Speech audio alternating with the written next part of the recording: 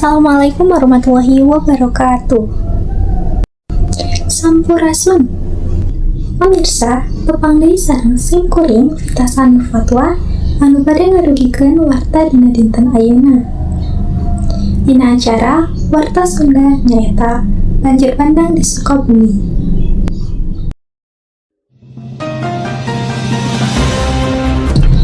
Pemirsa, banjir bandang di Norang wewengkon Kecamatan Pelabuhan Ratu, Kabupaten Sukabumi, Jawa Barat.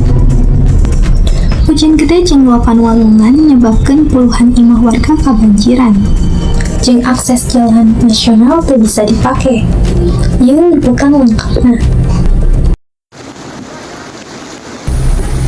Di detik-detik banjir bandang menyerang pemukiman warga jeung jalan nasional Pelabuhan Ratu. Video hasil di warga menunjukkan derasna arus caa anu ngabanjiran imah-imah warga jeung jalan. Nepi kajian warga hese kaluar tina tempat anu kapangaruhan. Banjir lumangsung samemeh magrib.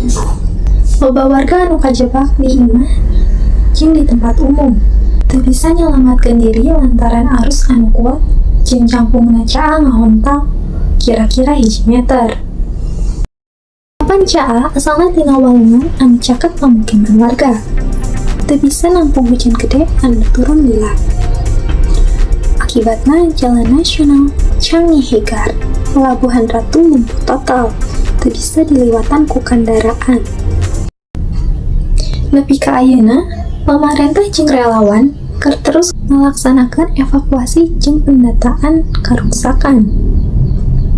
Warga dihimbau sangkan tetap waspada lantaran cuaca ekstrim diprediksi masih kene bakal lumangsung di sababaraha poe kahareup. Pamirsa, sakitu wae anu tiasa didulukikeun simkuring Vitasan Fatwa pamit mundur wilujeng patepang deui dina waktos kapayun. Hatur nuhun. Wassalamualaikum warahmatullahi wabarakatuh.